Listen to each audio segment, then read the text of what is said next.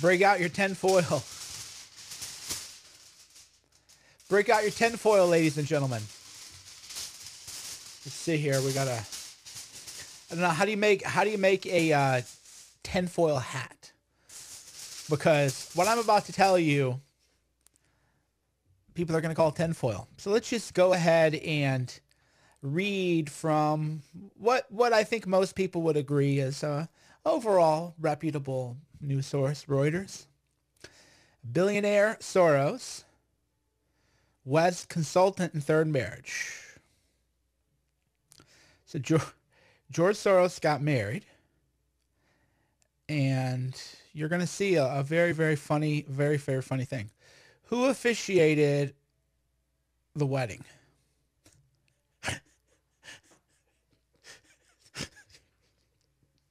I'm sorry. So, federal judge Kimball Wood officiated the non-denominational wedding. Federal judge Kimball Wood. So.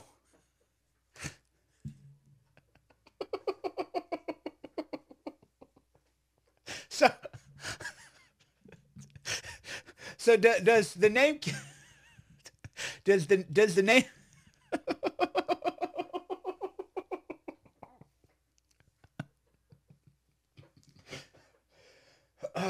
sorry guys. So does the name Kimball Wood sound familiar?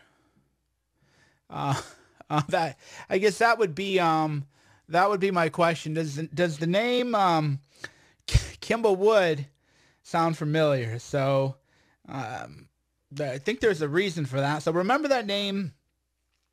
Kimball Wood. So let's go ahead and Google Kimball Wood. And let's go ahead and look in the news today. Hold on. Kimba. Sorry, did I misspell her name? Sorry, Kimba. Michael Cohen case is being heard by Judge Kimba Wood.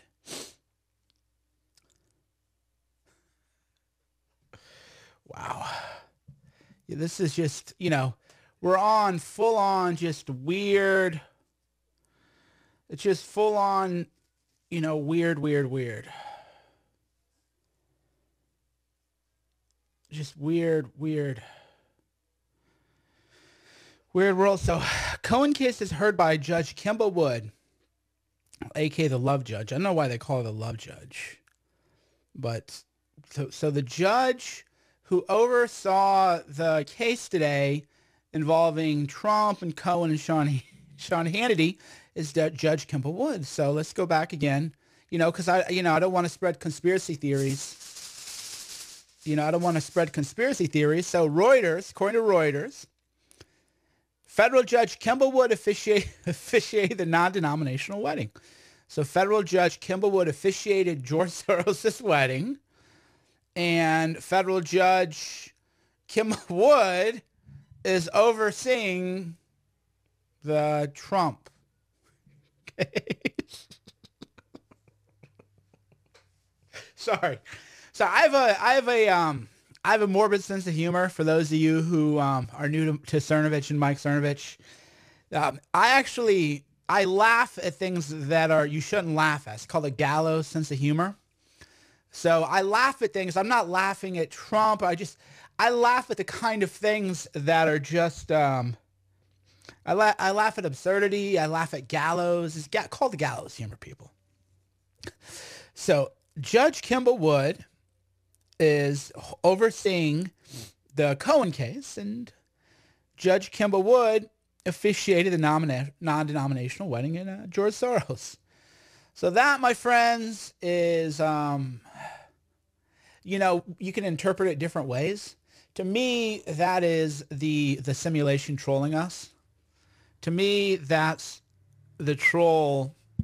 Whoever made us and made this world we live in, the simulation, is just like ridiculing us now.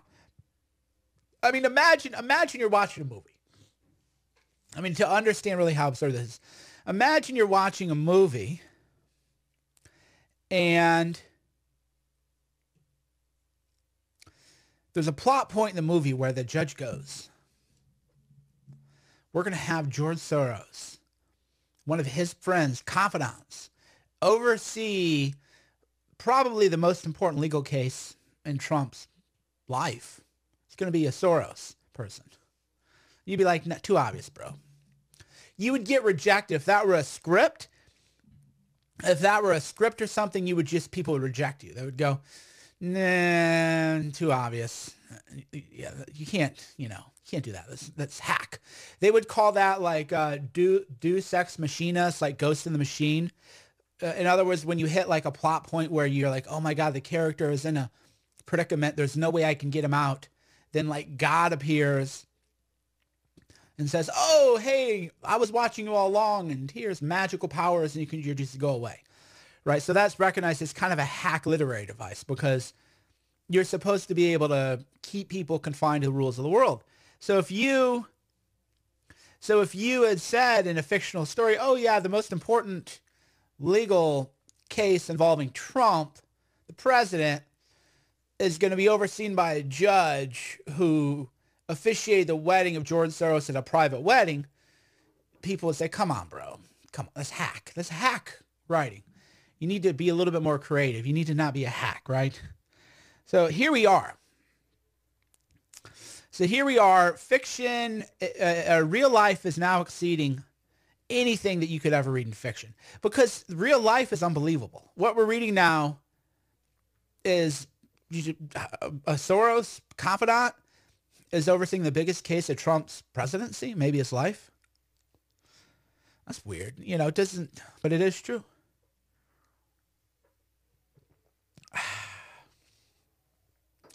That's where we are, man. So again, that's why I read it as being the simulation. The architects of the simulation are trolling us. They're just keep thinking is, how can we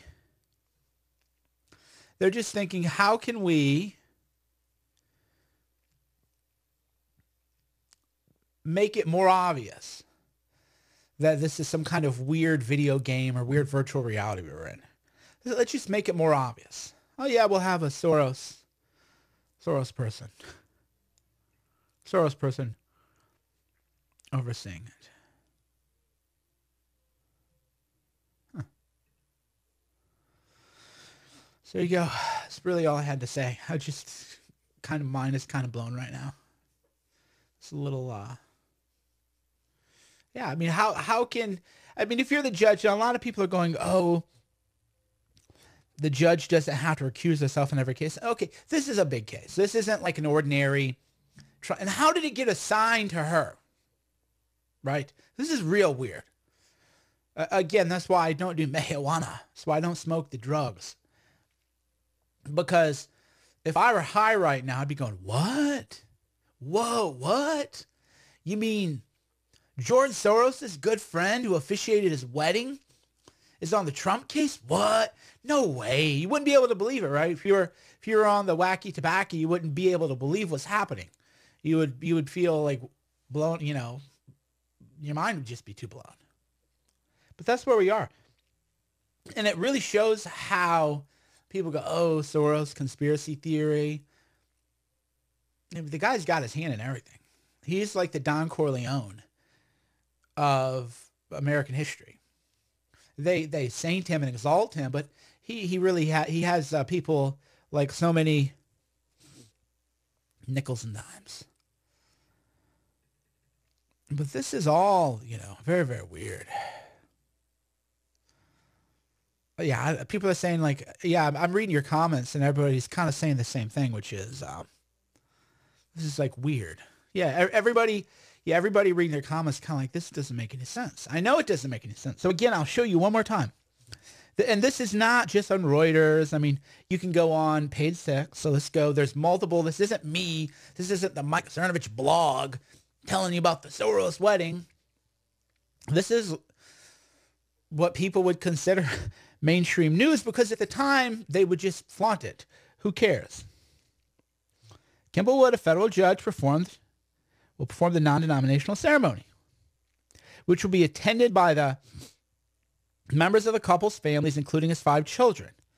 So it is, again, here's Kimball Wood, federal judge, going to perform the whatever. Cohen case is heard by Judge Kimball Wood, a.k.a. the love judge.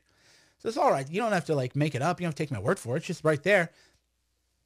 And because the Soros wedding was in 2013 and nobody really anticipated this was going to happen, then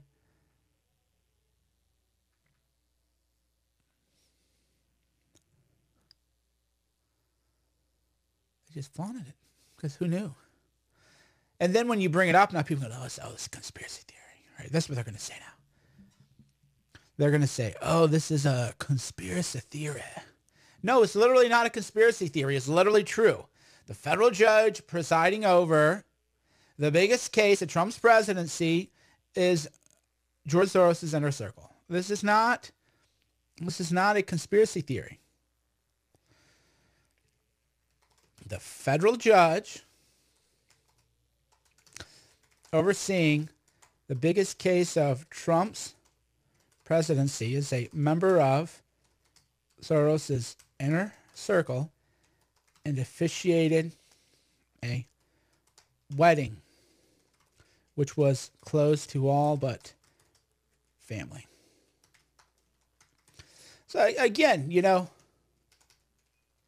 have to take my word for it. Just Google it. Go find the 2013 articles, It's just all there. You don't have to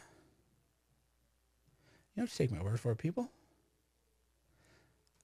It's like WAPO, again, it's just all over. But that's what they'll say. They'll say, oh, it's a conspiracy theory. I'm not spreading a conspiracy theory. It's true. This is a confidant. The wedding, Soros' wedding was not open to the public. Random people didn't get in. It was limited. The federal judge overseeing the biggest case of Trump's presidency is a member of Soros' inner circle and officiated a wedding, which was close to all the family. This is here, Washington Post. George Soros marries Tamika Bolton, third time's a charm. Her last name is Bolton. Oh, come on. Come on.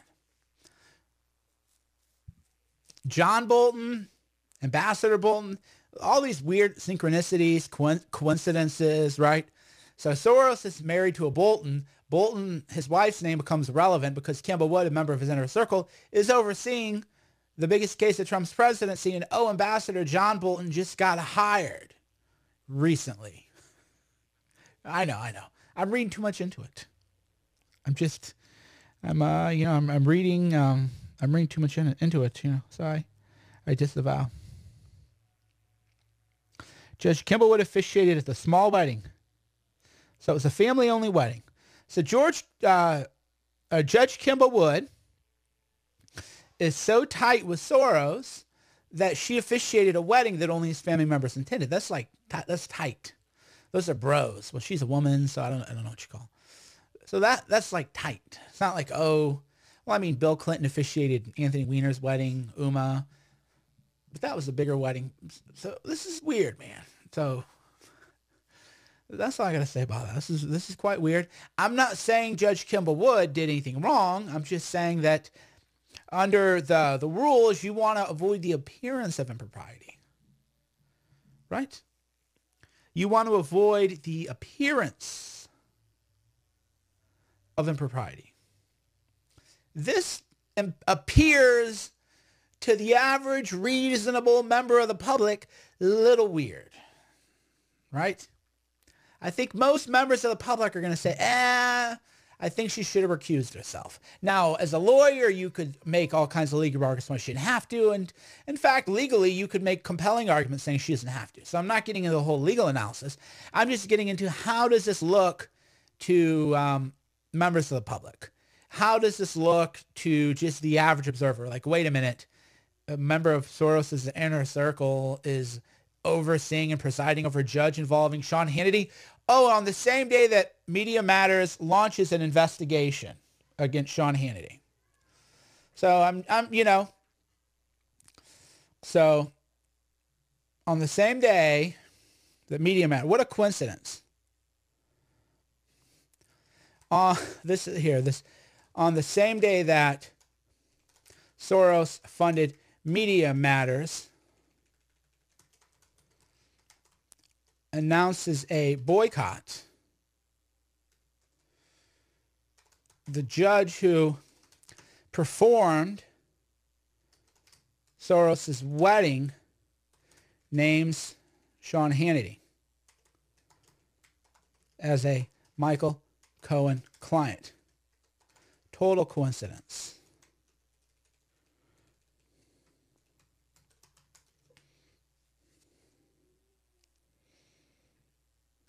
It's just coincidence, people.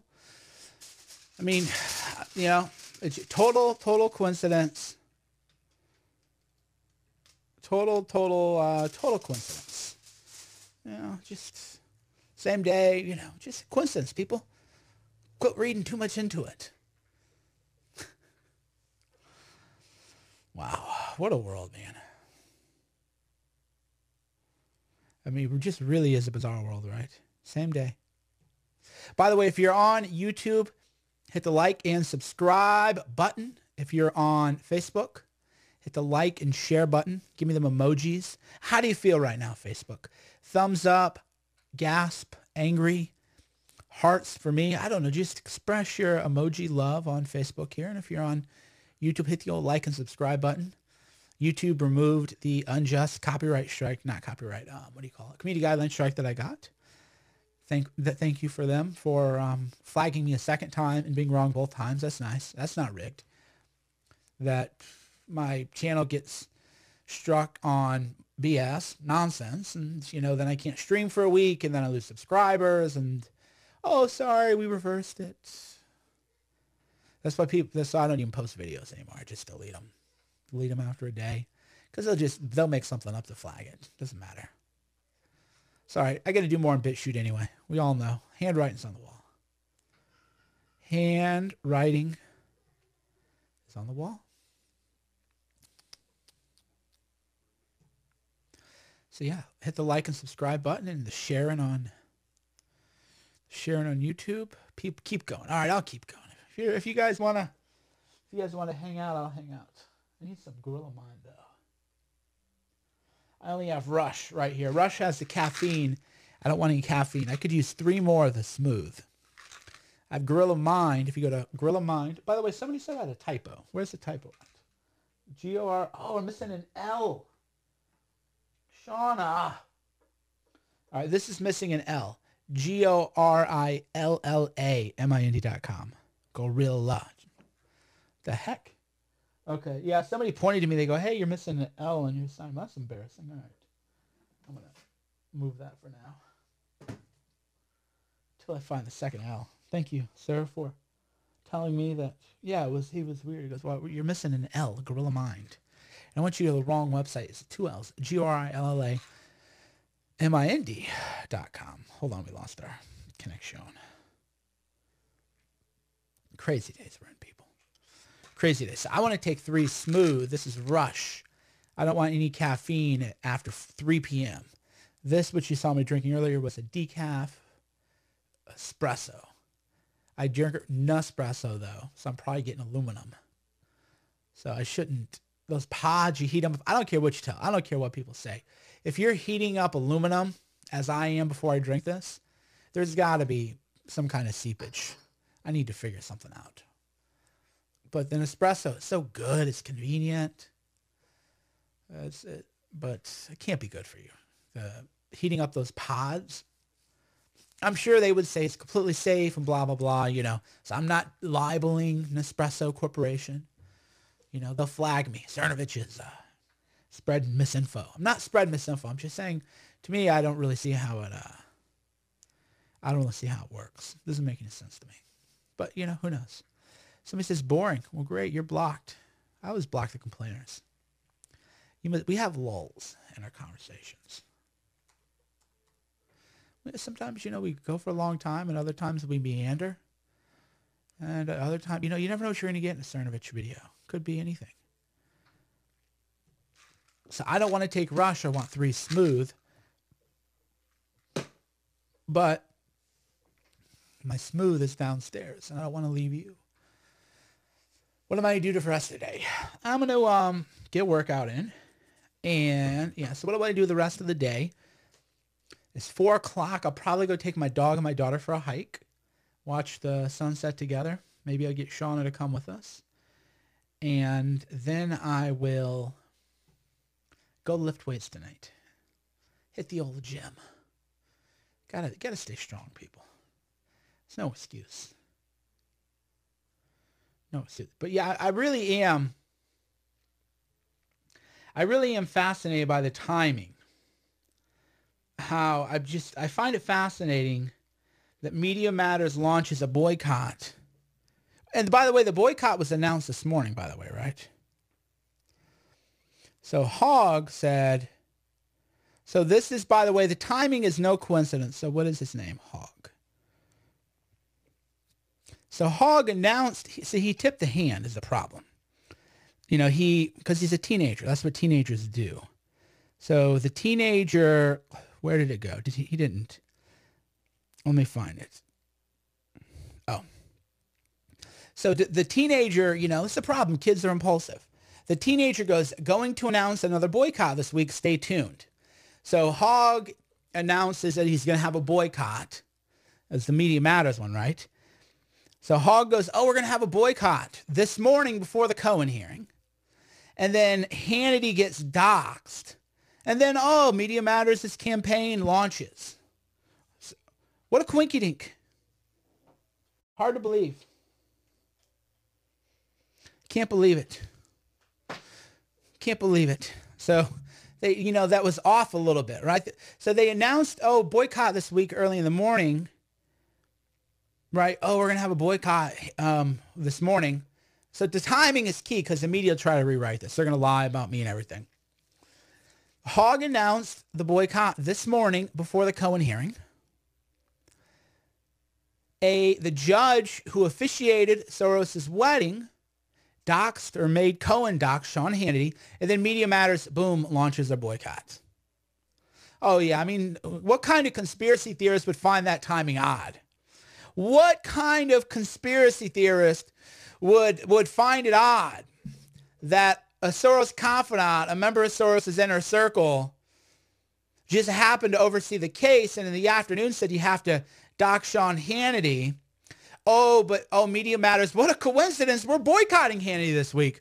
What a shocking coincidence. You know, just sometimes, you know, it rains on you. Oh, but David Hogg announced in the morning before any of it happened that there's going to be a boycott. Well, we'll just pretend that didn't happen. Right? That's how it works every time is they'll just be like, well, Media Matters didn't announce the boycott until after the decision. Yeah, but your teenager, your teenager announced it. If you're going to work with kids, remember, kids are impulsive. Probably was on his way to school, had to get it out there before class started. Because he wanted, to get that dopamine. I don't blame him. I'm addicted to the internet. So I'm not judging. God bless them. God bless the teenagers. God bless people who are clean involved. But Media Matters can't now say, oh, this was a total coincidence that we happen to have a planned boycott on the same day that Hannity's doxxed as a client of Michael Cohen. That was, come on, just good timing. Oh, but what about the teenager who said there was going to be a boycott early morning? Oh, I don't know what you're talking about. No. This is not the, here. This is not the boycott you're looking for. This is not the boycott you're looking for. The boycott you're looking for is over there. And then the rest of me goes, yes, master, droids. Oh, okay. Yeah, it must have been something else. Totally unconnected to the handy thing. No connection. No connection at all. Right? Just quinky-dink. Man, must be nice to have these kind of quinky-dinks. It's a good life, man. It's a good life to be a Democrat. It really is, man. If you're a Democrat, you got it good. Ted Kennedy killed a woman. Who cares, right? Bill Clinton, rapist. Who cares? Bill Clinton's a good guy, right? And Antifa will never, Media Matters will never boycott the Clinton Foundation. Antifa will never protest him. Ted Kennedy kills a woman. It was a long time ago. Leave him alone. Drop it. JFK would make his intern, a very young girl. This is literally true. He would make her blow guys in front of him. That was his fetish. So he would take these kind of young, younger sort of vulnerable people and be like, you need to, if you want to work in the White House, you need to go pleasure that guy in front of me and I'm going to watch. So the Kennedys, that's just what they were into. And can't talk about that though. It was a long time ago. Get over it. Who cares? They're still talking about Bill O'Reilly. Bill O'Reilly's been on Fox News forever. You can talk about him or you can talk about Hannity. Nobody even knows what the Hannity representation was even about. That's what cracks me up is nobody even knew. Nobody even knows what the Hannity thing's about. So it's all speculation, but you're just assuming the worst because that's how humans, work, human nature, confirmation bias, the whole thing. What a weird. Yeah, we have some guy. Let's bring up stuff from 1902. Okay, you keep bringing up slavery. So if I can't bring up Ted Kennedy and I can't bring up JFK and I can't bring up Bill Clinton, then you can't bring up slavery. You can't bring up, atrocities that happened, right? I mean, those are the rules. So quit talking about Hitler, man. That was like 50 years ago, bro. Get over it, right? Get over it, man. It was like so long ago, dude. Kennedy was like 50 years, bro. Get over it. Well, Hitler, what about Hitler? Well, man, just shut up, dude. Just shut up. I'm going to smoke some more weed. There we go. Smoked a little bit more weed, take the edge off.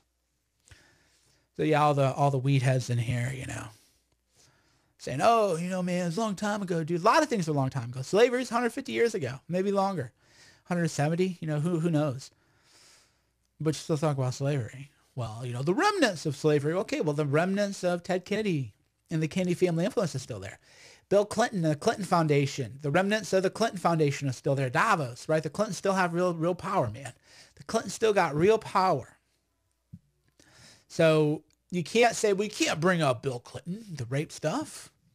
Well, I mean, he's got real power. So like, what are the rules, But you can bring up Bill O'Reilly and his sexual harassment settlement. And I'll admit, $132 million. Or wait, how much did he settle for? It was a lot of money. The Bill O'Reilly settlement was like so much that I don't even comprehend it. 32 million. Sorry, I didn't mean 132 million. 32 million. $32 million sexual harassment. That's a big settlement. Even me be like, yeah, that's a lot of money, bro. What did they have on you? Sorry, my cord keeps getting unplugged here. I got a new cord here. Technical stuff, guys. Technical difficulties. Bear with me. I got to tape it in better. Yeah, so $32 million, Bill O'Reilly. That's a lot of money, Still, Bill Clinton, rape, sexual harassment, $850,000, right? He settled for. And Ted Kennedy killed a girl. JFK made a girl blow guys while he watched, So the remnants of that stuff is still out there. They still got real power. Now, do I think we should rehash the past all the time? No, I don't. I think we should be forward looking. But if you want to rehash the past and live in the past, then you gotta kind of do it both sides. I think we just ought to focus on the future moving forward as a country, but that's not really the rules, right? The rules are that whatever happened a long time ago, even if it was before you were alive, you're guilty of. So the Kennedys should have collective guilt for what Ted Kennedy did.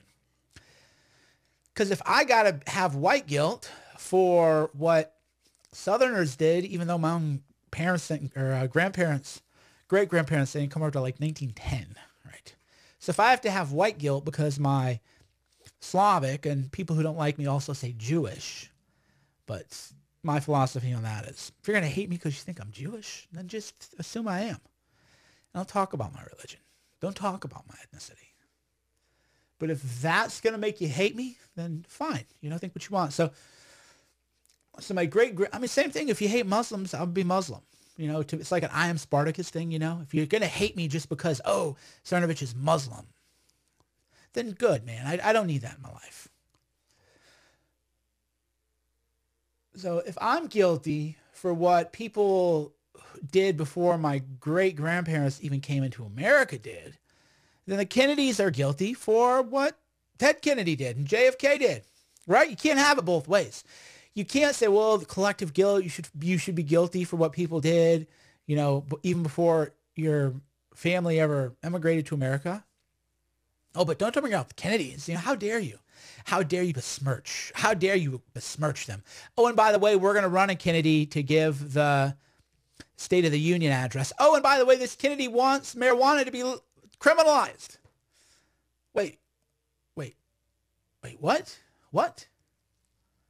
So we can't hold any Kennedy family member responsible for Ted Kennedy murdering, killing, whatever you want to call it, manslaughtering a woman, young girl. But if you're white, you have to have white guilt for things that people you aren't related to did centuries ago. And by the way, Kennedy is going to run for office and gave the response to the State of the Union address. Oh, and by the way, he thinks that marijuana, we should throw people in prison for marijuana. Okay. It's like clown world. Once you really just think through the implications of what people are saying, you realize what like a total clown world we live in. Where there are no rules. There's only tribalism. Who do you support? Who don't you support? It's all tribalism at this point. And, you know, we should expect more from the media. We should definitely expect more from the media.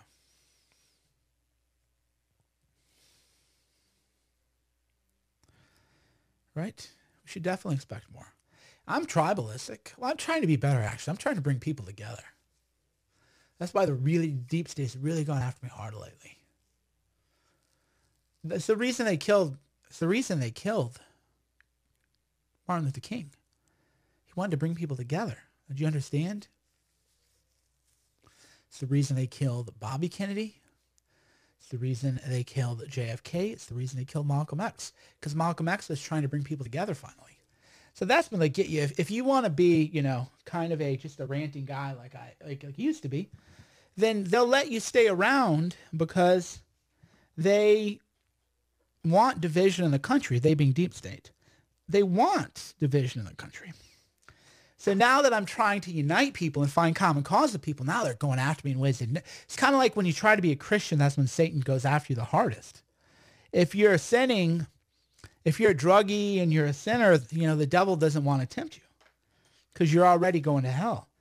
But when you try to live a godly life, you try to live a spiritual life, then that's when the devil really attacks you and the attacks come because then it's like, oh, crap, you know, I need to have you not live a godly life. I need you to think, why would I live a godly life? It's a terrible life, right?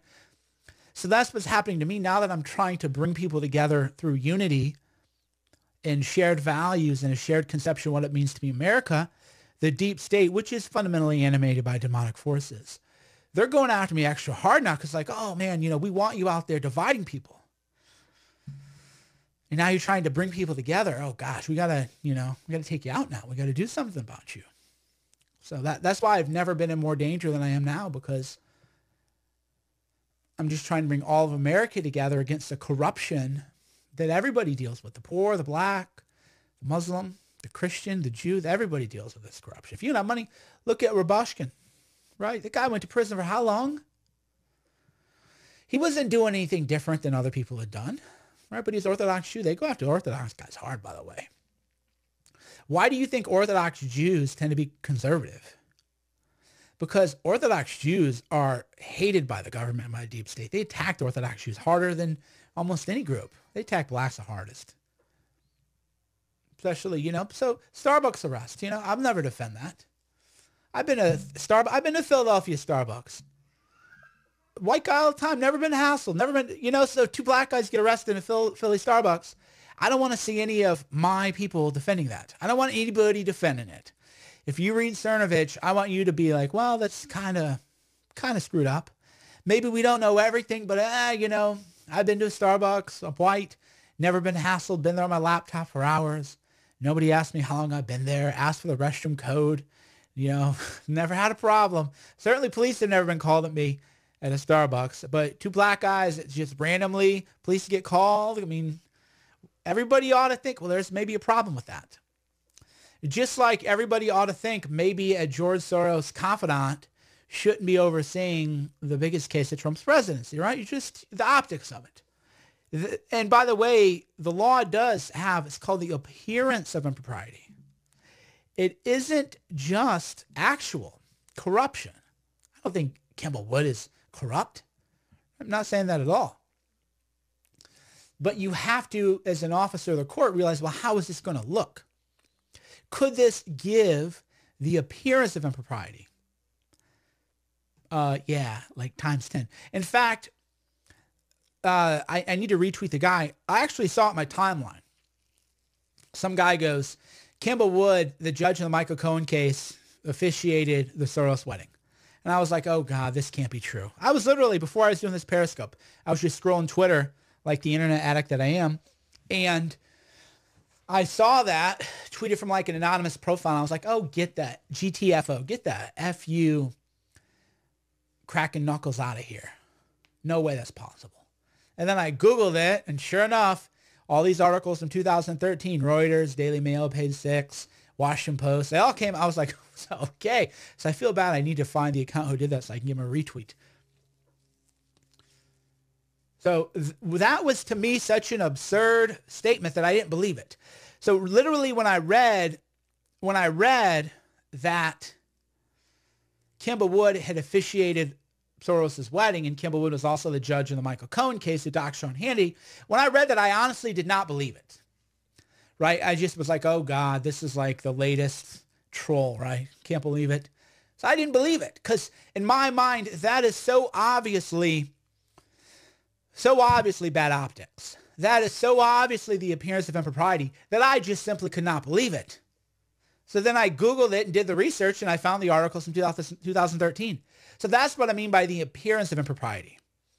If Mike Cernovich, who believes a lot of interesting things about the world, if I think that something can't be true, because that would be so beyond what a reasonable person would interpret as a fair and impartial judiciary. If Cernovich won't believe it, then Cernovich has to do research to find out it's true. That's a good indicator that there's a real problem here, and that the judge, not because she's actually corrupt, because I don't believe she is, but the appearance of this is just bad. Imagine Trump tweets this out, right? Imagine Trump tweets that out. Imagine Trump tweets this out, right? The judge imagine this tweet. The judge who violated the attorney-client privilege by identifying Sean Hannity also performed George Soros' wedding. That's going to get fact-checked because journalists won't believe that. If Trump tweeted out the judge who violated the attorney-client privilege by making Cohen identify Sean Hannity performed George Soros' wedding, you're going to hear the sounds of a million journalists getting ready to dunk on Trump. They'll be like, oh, well, Trump, conspiracy theory, he's lost it. This guy's mentally unfit. What? Oh. Right? That's exactly what, here's journalism if Trump tweets out about this George Soros thing. We got you now. We got you now. You're mentally unfit and God, I can't believe it. Oh.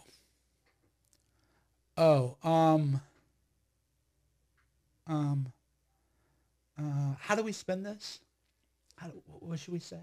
Oh, Trump has offered no evidence that Judge Wood's connection to George Soros actually influenced her decision.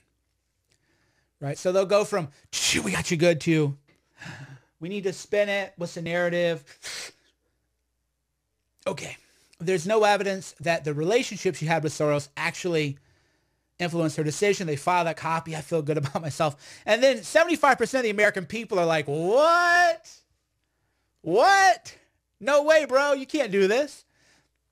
So if you're like a journalist at a mainstream outlet and you're thinking, well, we got Trump because there's no evidence that Kimball Wood that it actually influenced her decision, even people who don't like Trump are going to be like, bro, this is a little much. Even for the Trump haters, this is a little much. And for the 40% or 55% or whatever percent of the country approves of Trump, they're all going to be like, dude, this is beyond the pale. So half the country, there's not a single Trump voter who's not going to have a problem with Kimball Wood overseeing the Michael Cohen case when she also performed Soros' wedding. Not a single Trump voter is unoffended. And even Trump haters are going to say, this is just not a good look. It's the appearance. It isn't actual. It isn't corrupt. But it's the appearance of impropriety. That is an issue. That's what it is. It's the appearance of impropriety.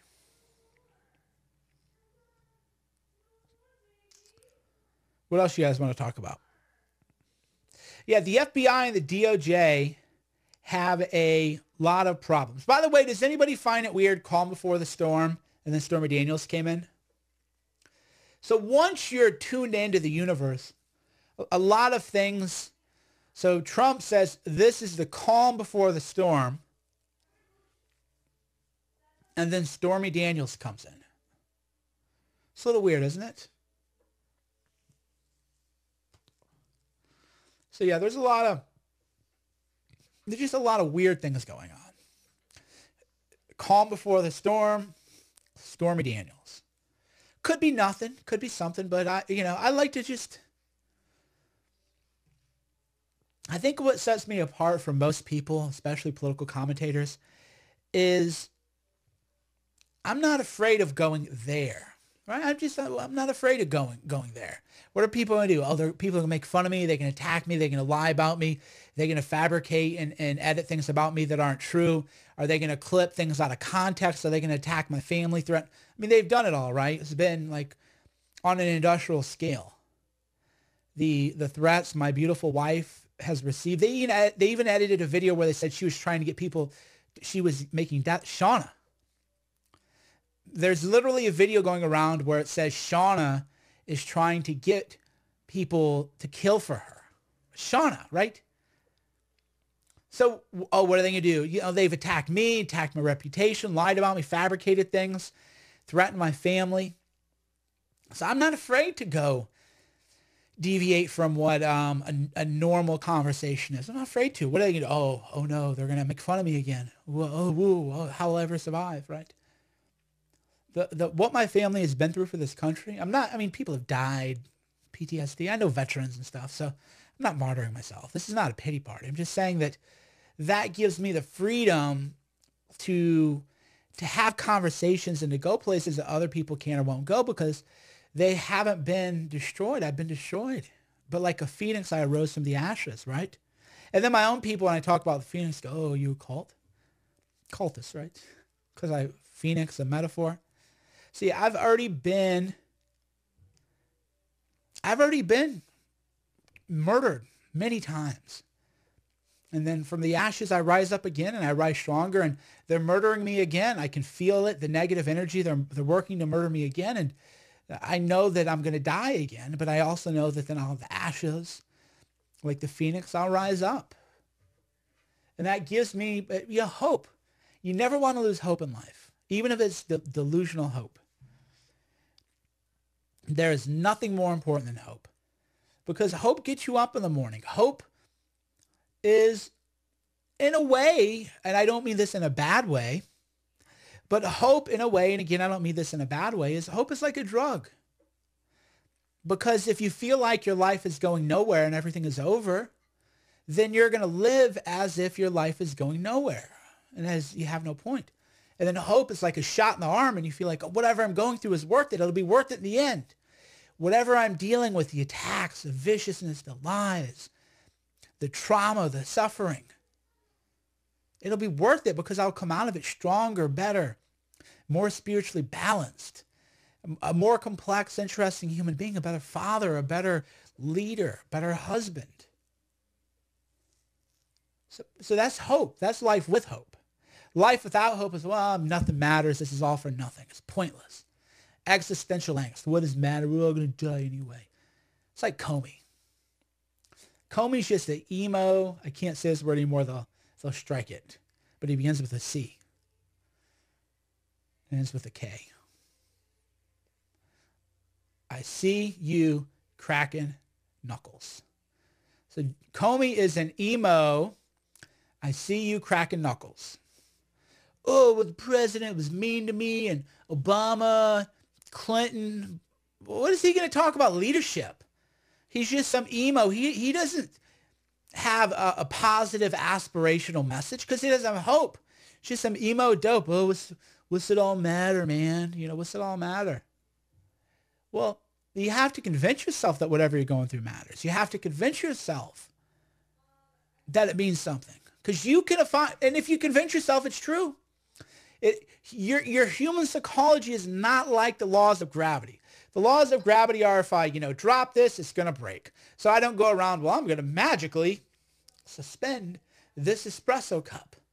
Magic. Woo. No, that's the difference. People go woo-woo. No, you're not talking about levitating you can't levitate objects like this, right?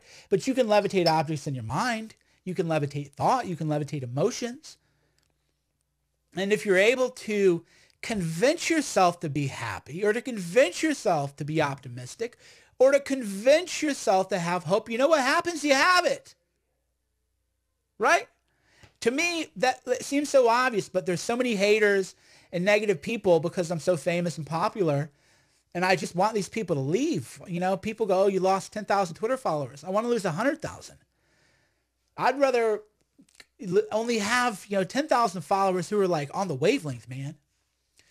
Because people come in, oh, hope, just a delusion. Well, if you tell yourself there's no hope, then there is no hope. If you convince yourself that your life is hopeless, then your life is hopeless.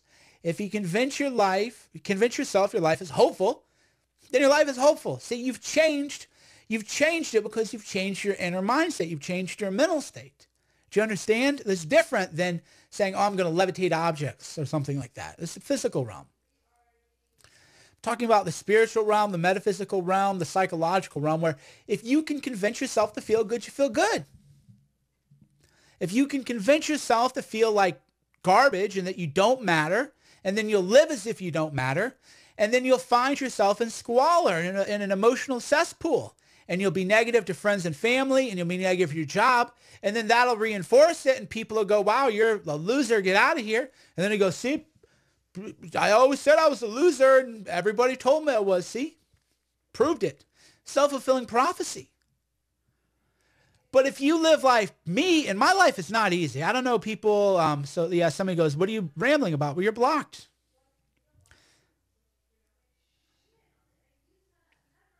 So I'm going through and I'm blocking people. Low consciousness, low IQ people.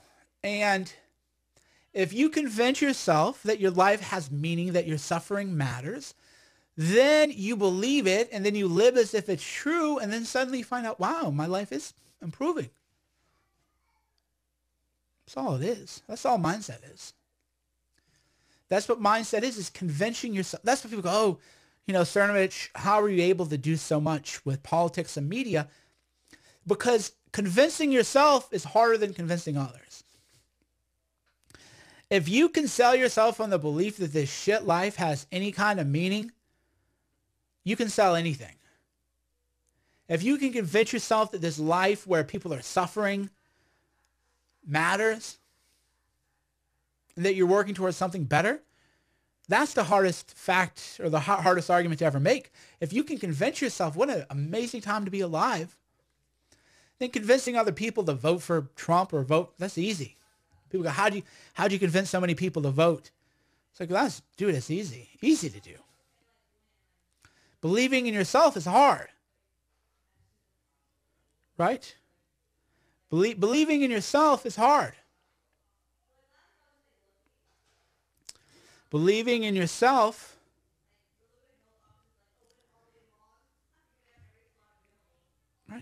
Believe in yourself. It all starts with you. So that's what I mean. That's what I meant by energy. Is fundamentally is how do you believe? Do you believe in yourself? Do you believe you have hope? And then if you tell yourself you have hope, and then collectively the energy changes because then other people live as hope. See, and then it spreads. And then that's why I say social political change starts with you. How can I ask you to be hopeful if I'm not hopeful? How can I ask you to be inspired if I'm not inspired? How can I ask you to live a meaningful life if I'm not living a meaningful life? How can I ask you to be courageous and to be leaders if I hide whenever I'm attacked and I cower from the attacks? So for me, in a way, having a following is easy because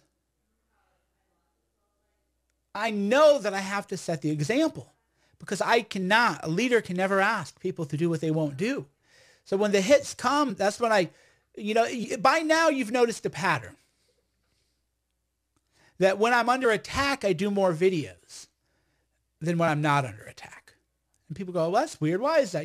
Because usually it's the opposite. Usually when people are under attack, what they do is they hide, they go into a bunker, they go away, they try to salt their wound or, lick their wounds and they want to come back stronger. Well, me, it's the opposite. Is when I'm under attack, you know that I'm under attack. So I can't hide for a minute. I have to do 5 videos a day, 10 videos a day, 24 hours of straight videos. It doesn't matter because you're watching and you're saying, is he gonna fold? Is he gonna break? Is this going to be what finally breaks him? Do you understand? That's how you have to live your life like a leader. Not everybody's ready for that. And then when you live your life that way, it spreads. Contagion. Lives at mom house. Yeah, that's one of the many, many, many lies about me is that I live in a basement or something. So yeah, a lot of haters. That's what the toxic people, come in all the time. But in a way, sometimes I feel bad blocking them because they're the ones who need me the most, right? But the reason I block them is because they ruin the experience for other people. It isn't because they bother me. To me, I'm losing viewers, right? If I block, sometimes I'll block 100 people, a day. So that's 100, people, three or four, 5 views a day. You calculate that by the month, right? So I'm essentially blocking ratings. So I want the haters. I wish I had more, but the problem is they ruin the experience for everybody else. They ruin it for other people. So for me, it's about cultivating a garden. So I love the hate. I want 1 million haters worldwide. Well, I mean, that's 1 million people, Jeez.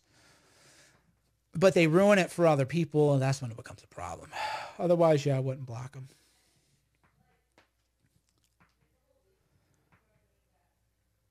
Otherwise, I wouldn't block them. Just curious, where do you work, Mike? I work for Gorilla Mindset, LLC. So whenever you buy a book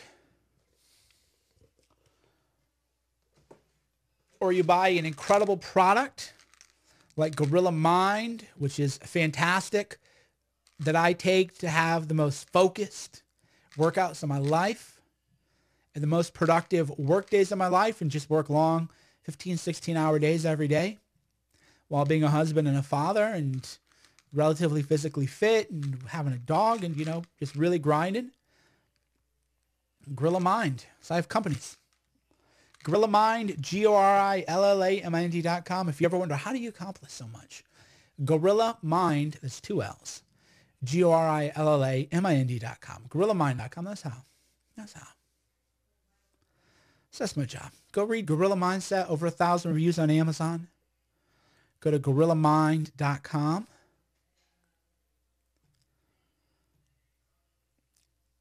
And find out. Yes, I support women's rights. Are you kidding me? This guy says inflammatory things to sell you crap. Okay, before I block you, what have I said that's inflammatory today?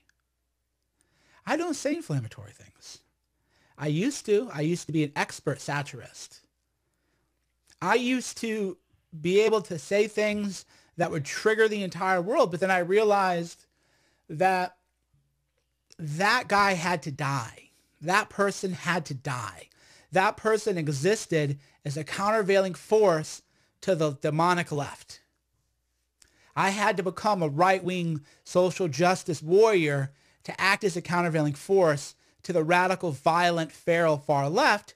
And then I realized, okay, now there's time to bring people together, people who want to unite as shared Americans, as the rule of law, as due process, as supporting the rights of black criminal offenders, as supporting the rights of Trump, of not worshiping people like McCabe, of not worshiping people like Comey who lie, not worshiping these agents of the deep state, that we, just the regular people, can unite. So the inflammatory Cernovich is dead. Fine, I don't say inflammatory things. That version I had to kill off. That person had to die.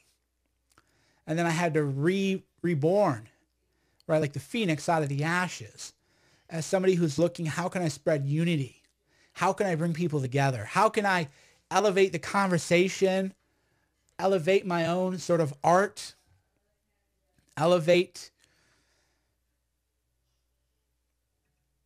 everything, elevate the consciousness of the world. That's my mission now, is elevating human consciousness. And I'm writing a new story. If you'd come to my new seminar, my mindset seminar I did, you'd find out I'm writing a new story for me, for the world, for everyone. So yeah, people go, oh, you just, I haven't trolled anybody in years. Right? Even people who attack me now, I don't even defend myself. I just let the attacks, think.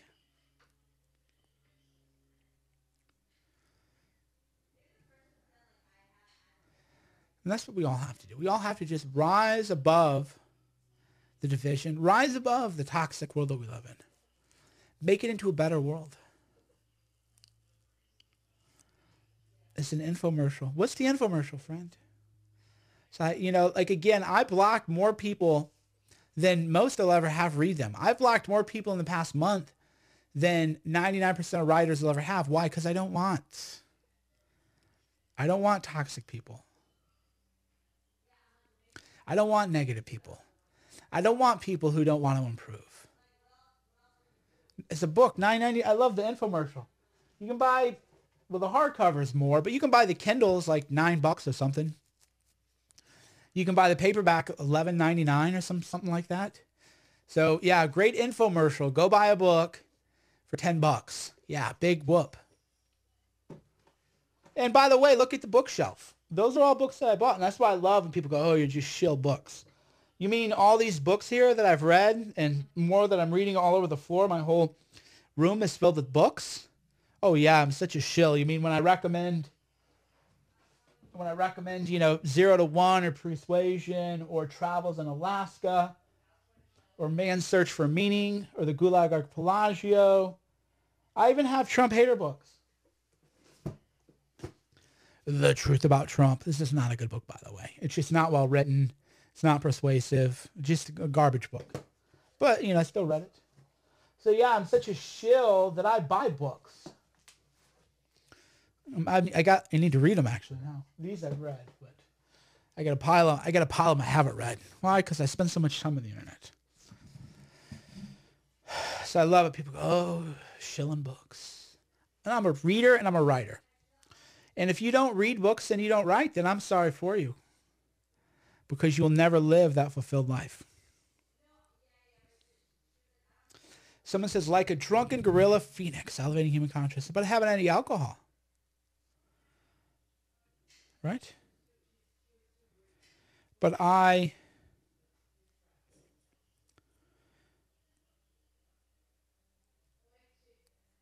don't get. People are always like, oh, you're drunk.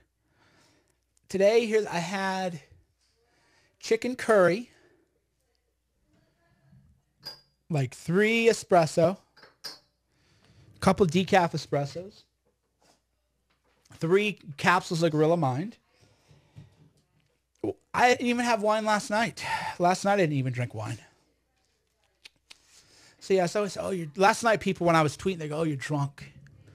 Like, but I haven't even had a glass of wine. I wasn't even like buzzed. I had 0 glasses of wine. And that's the problem, is too many people are alcoholics and drug addicts, and they don't understand that you can have interesting conversations without being drunk. I'm sorry that you have to be drunk. Right? All right, let me see. Let me read your comments.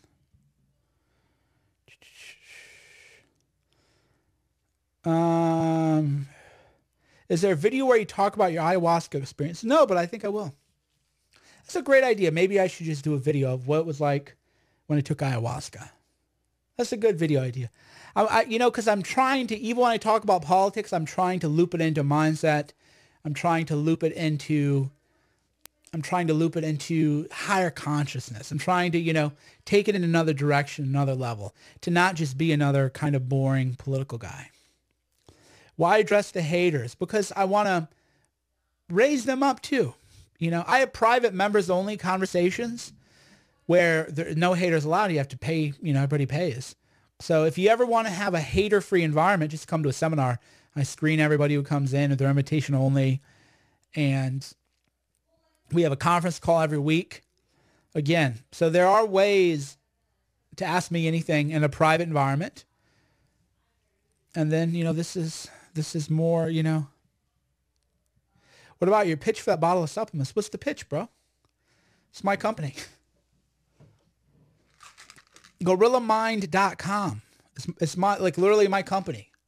So it's a pitch for what I personally take and what I personally formulated to meet my level of demand. Gorilla Mind, GorillaMind.com, Gorilla Mind. I also have a sleep aid, so there's no pitch.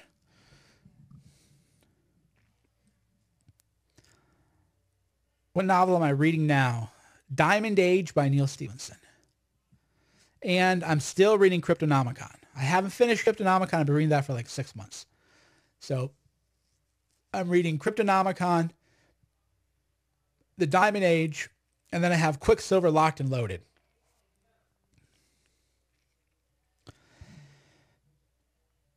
Yeah, people are triggered this afternoon. Again, it's because I've been more of a unifying force, and that is summoning the demons is the problem. They want to bring me into the evil path, and they think that by attacking me that will bring me to be evil. But what you have to realize is that when you attack me with evil, that tells me that I'm living righteously and that I need to live more righteously and that I'm not going to succumb to the evil.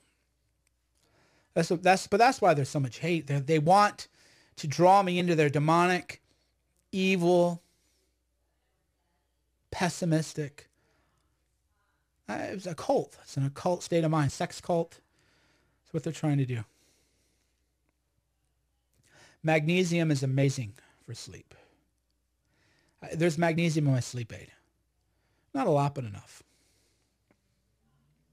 Time for a Jim Beam and Coke. Rock on, sir. Now you too rock on, Greg. How you doing? Thanks, Brian. How's this tie in Hannity? Well, we took this in a different direction, my friends. So for those of you who are new to Mike Cernovich, you probably clicked over and you're like, why are you not talking about Hannity? Well, we talked about Hannity 20 minutes ago. So we are now an hour and 3 minutes in live. No commercials, just nonstop conversation. So we already talked about Hannity and Kimball Wood and how Kimball Wood performed George Soros' wedding and how in 2013 and how she's the judge in the Michael Cohen Trump case and how she is the one who ordered Cohen to dox Hannity and just how like wild and crazy that is. But that was like a long time ago. And then what happens, you're going to go buy my book. Well, thank you, Cindy. And then what happens is we end up in a completely, different direction. It's just the way it is. And we go completely different direction. Yeah, those are conversations. So you never know where we're going to end. We might start talking about Hannity, and then we'll talk about ayahuasca. Why? Because it's all connected. Because everything that I've lived is connected. There is no disconnect. It's all connected. So yeah, you never know what you're going to get.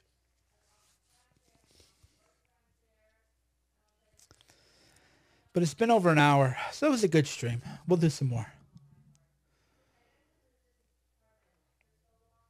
You're going to get the sleep aid. GorillaMind.com. We have Gorilla Dream. It works well. It's still on sale. It's like $25 a bottle regularly, but we're I think it's like $16.99 or whatever. Gorilla Dream is amazing, and you can find Gorilla Dream and Gorilla Mind at GorillaMind.com. GorillaMind.com. Once you click this over, head right over there, take a look around, check out the store, and I'll talk to you later.